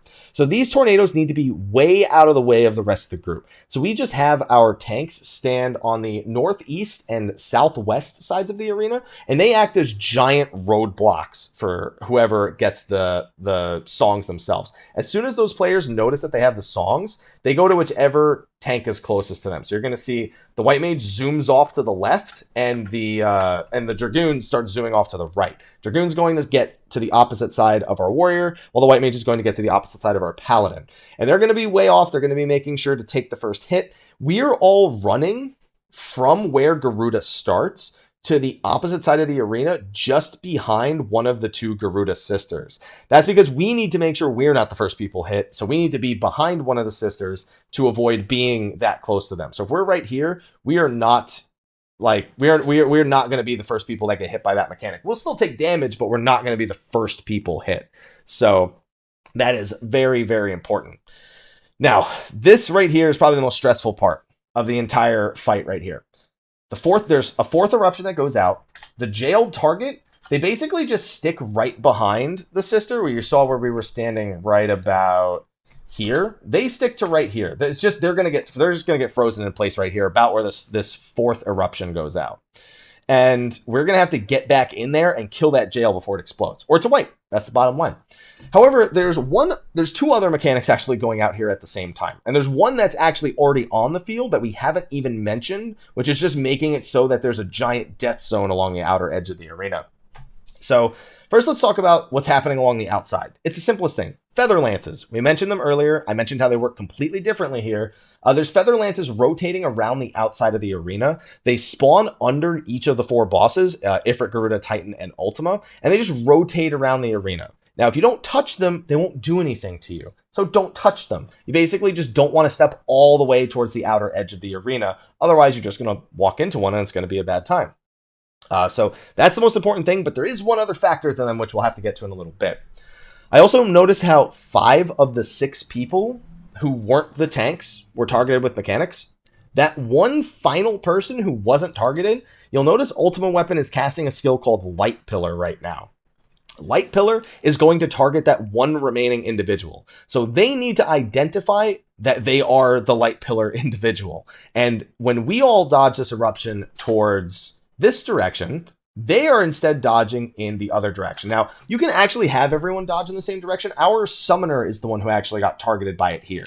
So he actually dodged with us and then just kept running. You can also have them dodge the other way from the eruptions, but they basically just need to get the hell away from the group, because right around the time that these feathers hit the arena and the tornadoes start blowing up right here, the Light Pillar's gonna start following them, and it's gonna tick like 6 or 7 times. So they're on the other side of the room, just baiting away a Light Pillar that's just staying away. You can see it following them right there through the middle of the room. And at the same time, Ultima himself is actually going to be doing lasers. And he can do these lasers pretty much in any direction he wants to. Well, sort of. He can do one directly through the middle of the room. He can do one towards the wall that's closest to his left arm, and he can do one towards the wall that's closest to his right arm. So by positioning right here with the jail, which by the way, Entropy was the one who used this in the world first video. That is the strategy we are emulating here. And there are other strategies to use, but we definitely liked this one among the best. This jail position, as long as we don't go too close to the wall, we will avoid the feather lances, we'll avoid the Ultima lasers, and the light pillar is off on the side. Another strategy involves everyone who has all the mechanics except for, I think, the person with the jail. They all stack together and they just Mario Kart around the outside. This comes with some dangers. Basically, the person with the jail has to run ahead of the group, so that way when when all the eruptions are gone, they can basically do a drive-by on the jail and kill it before the light pillar catches up to them and before the jail itself actually explodes. Puts a little bit more stress on killing the jail while you're moving away from the light pillar, because when you do that, the light pillar is following the entire group instead of just one individual. So we found that this took a lot of pressure off of that. It makes getting to this strategy, getting back to the jail, can be a little bit riskier. If you use gap closers, especially on the jail before the feathers have picked locations, you can end up dropping feathers on the jail. So if you're going to use any gap closers here, make sure that either A, your team is aware of it, or B, that you wait till the second set of the second set of feathers actually come out. If you look at the way that I actually dodge into it after the fourth eruption, and I'm going to need to take another sip of Gatorade here in a second, I kind of just go around this because I know exactly where the Mistral Song tornadoes are going to spawn, and then I just walk into it. I don't gap close. I don't do anything. I don't want to drop any of them too close. And you can see that we get a nice, neat pattern for the feathers. I stand right where those two are standing. We all move. And that's it. It's a nice, neat pattern. And then from the positions we moved in, it's also a neat pattern. Now, a few extra tricks that you can use here. For the jail, you want to make sure you're saving a ton of OGCDs. I would avoid using things like inner release on a warrior because you really want to save it for the big DPS push that comes after this. For our summoner, I think he technically tries saving things like Pain Flare for this. I don't know that he had it this time because he looks to still have 3 Etherflow stacks. So I don't even think he got to Pain Flare this one. But he's done it in previous polls. This poll, I guess it came up a little too late, and he was doing the light pillar at the same time. So we just killed it without that. But we save a bunch of OGCDs for that. Don't use any major cooldowns. Just use off-global cooldowns to burst it down. If you're a summoner, by the way, I had a summoner recommend this to me. I think it was Sphia who has killed this on summoner and Black Mage. I think, was it Red Mage? I think he killed it on Red Mage and Black Mage. I don't know if he killed it on summoner. But either way, I think it was him who suggested that you actually place your summoner pet close to where the jail is going to spawn, especially because most people are going to be using Ifrit for an encounter like this. And if you do that, then Ifrit doesn't have to travel from wherever you are to the jail, and he starts to instantly get off his attacks, which definitely helps with the DPS check a little bit. I didn't even think about that prior to this, so I don't remember if it was Sphia, but whoever recommended it, I just wanted to throw this into the video, and I think it was him. So we all go back to the jail. That's how many motorcycles this video? We go back to the jail, we burst it down, and then we still have the second part of suppression right here. So the light pillar, it's done pulsing. We have everybody group up where the jail itself actually spawns, because Ultima is still going to be doing lasers. Those lasers can go through the middle of the room. You can see this one goes through the side of the room, and by standing here, we eliminate the threat of that laser. So there's going to be a Meso High coming from Garuda here, and there's going to be landslides coming from Titan. On top of that, there's going to be an Accursed Flame coming from Ifrit. So basically, this is where we have our tank take the Meso High. The reason we do this is because there's going to be some raid-wide AoE damage here. There's going to be an Accursed Flame. There's going to be a tank purge. And so them taking the extra damage from Meso High is definitely better because they're a lot more resistant. Even with Thermal Low, it does do some damage. So we had this as our preferred strat. So he's going to go ahead of us. He's going to go close to Garuda.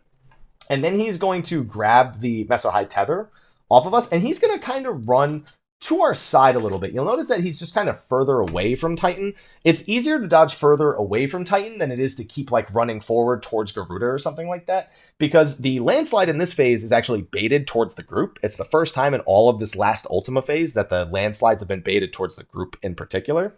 So he just does that because it keeps him in this giant, you can see where the landslides are hitting. There's this giant open, well, now you can't because there's a giant rock in the way, but you can see there's like this giant open space between like here and this, like in this big V. We all stack in. You can see the movement for the accursed flame as well. We all stay stacked here. We move out of the landslide, which gets baited towards us. We move back into the landslide, and then we split the accursed flame while he takes the Meso High off to the side. Now, from what I understand, if you do this Meso High correctly, the Super Cyclone is what disables the Feather Lances along the outside. We thought it was that you just had to not move. We were actually going to have our Paladin hollowed ground and just try eating them all. We decided not to do that. We actually did see, I think it was the World Second group did that. It was our first sort of, I guess, idea for what we were going to do.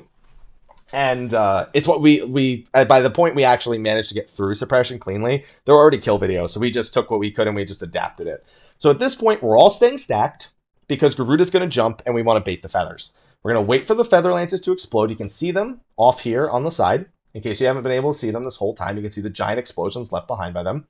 And then right as the Feather Lances explode, all the primals are going to jump away, including Garuda. So as soon as we see those explode, you can move, you'll get out of the feathers, and then there's, bam, a tank purge right here. So with that, we've mitigated the accursed flame. We didn't get hit by any landslides. We made sure the tank got hit by Meso High.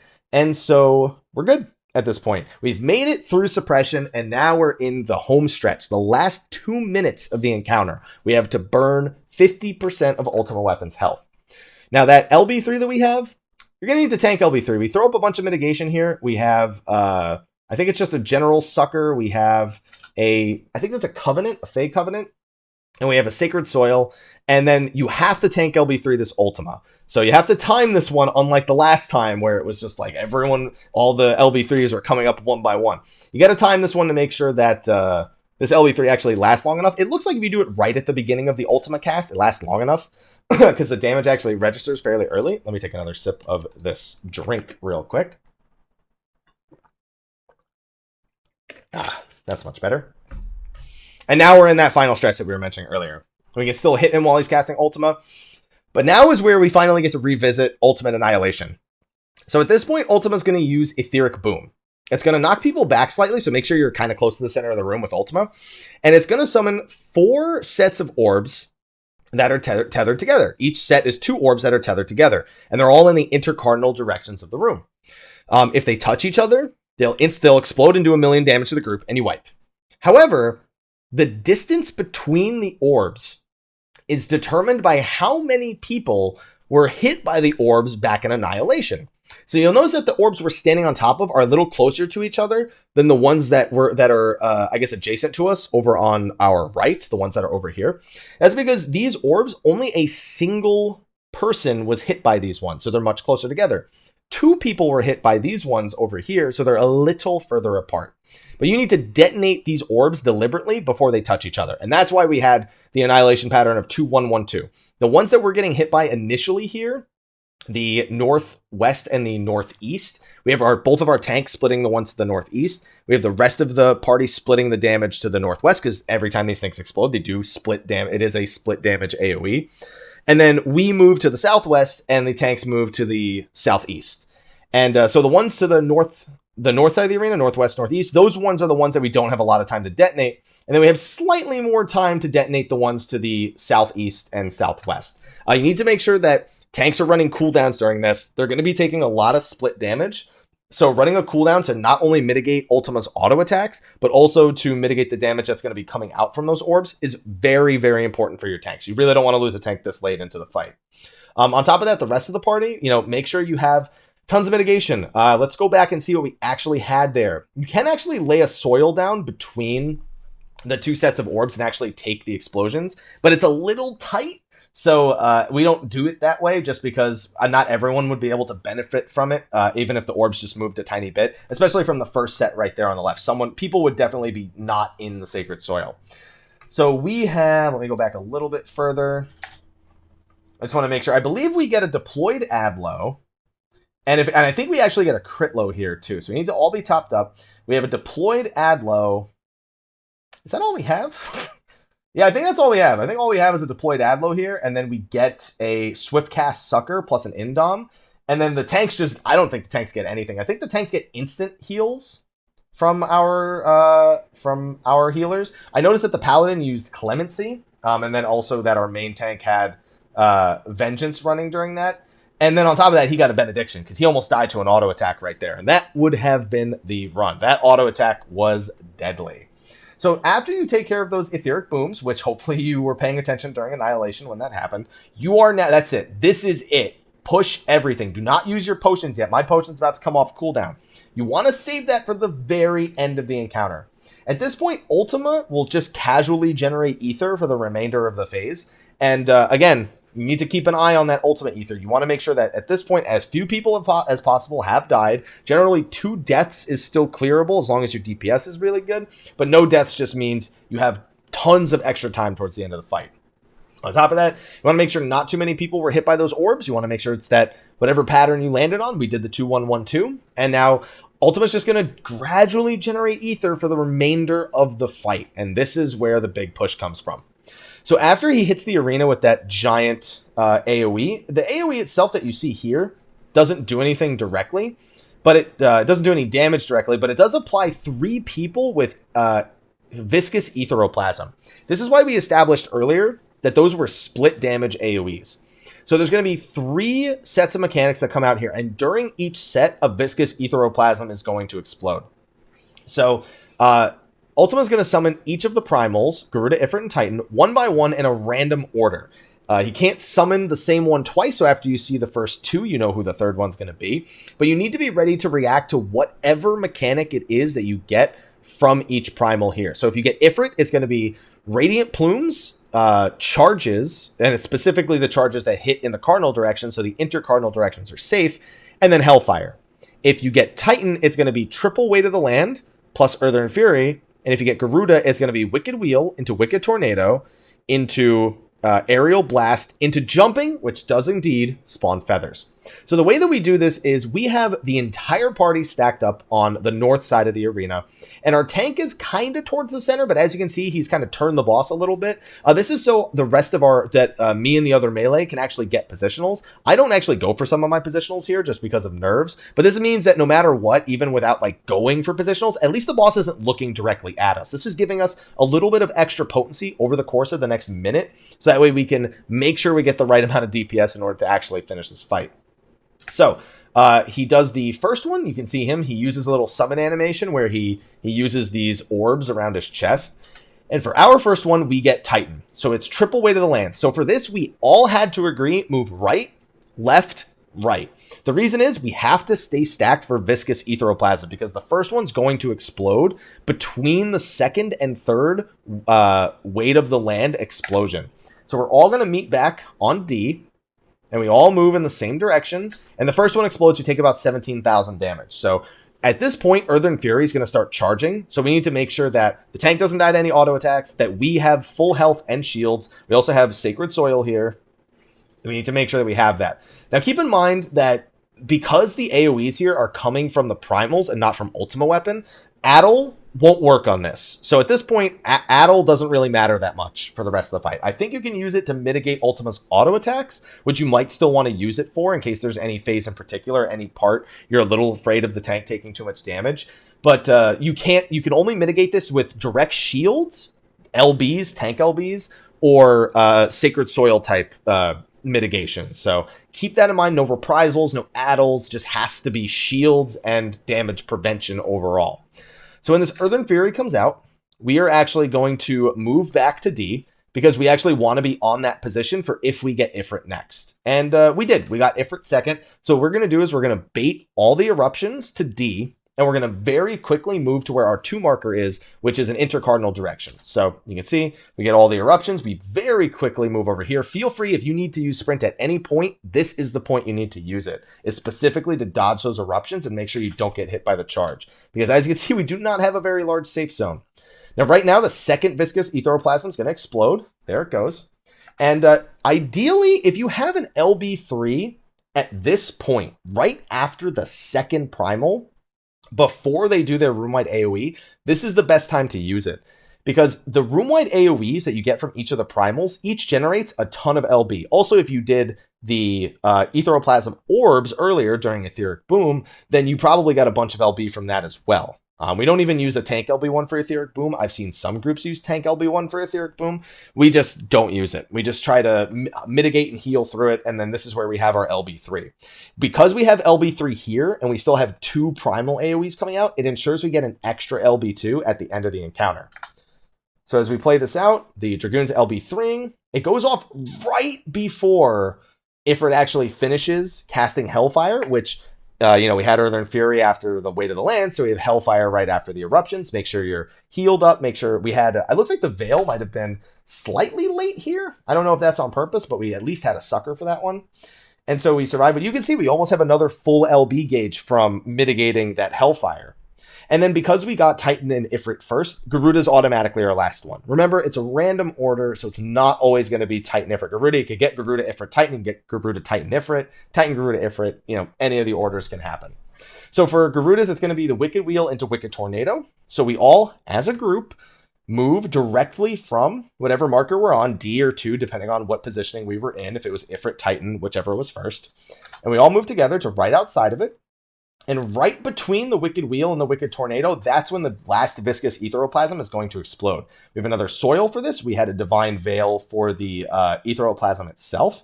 And now we're safe from the Wicked Tornado as well. One last time, we group up and mitigate. The shake it off here is actually a little late, but it's fine. We have a Sacred Soil and the Sucker there, so we don't really need much else. And then after the third primal, Ultima's going to disappear, and he's going to teleport to the north side of the room. But Garuda, we have to wait for her to jump. So as soon as Ultima teleports away, we start moving. And then those feathers hit the middle of the arena. And this is the final push. With the way our Ultima Ether ended up working out with our strategy, we ended up with exactly 50 Ultima Ether going into this last little part here. Over the course of the next however many seconds you have remaining, your goal is to finish Ultima Weapon. Once Ultimate Ether fills to 100, he will one by one execute your party. He'll start with the people who are doing the least DPS or the least total damage, and he will move up to the person who's doing the most total damage. So your best damage dealers will be the people who are targeted last, which is pretty good for the sake of the fight itself. So he's usually going to grab healers first, then tanks, then your DPS from bottom to top. So at this point, every 1 second that passes, he gets 2 Ultimate Ether. So we were at 50 Ultimate Ether, so we have about 25 seconds before he starts picking people off. And we have to take him from whatever percentage he's at to dead. And it's actually pretty lenient in terms of how much time you actually have, because when he hits 100 Ultimate Ether, like I said, he executes people one by one. So you do get some extra time to throw up last second dots, to use LBs, before everyone finally gets executed to what is called Citadel Siege, and eventually the attack called Sabik.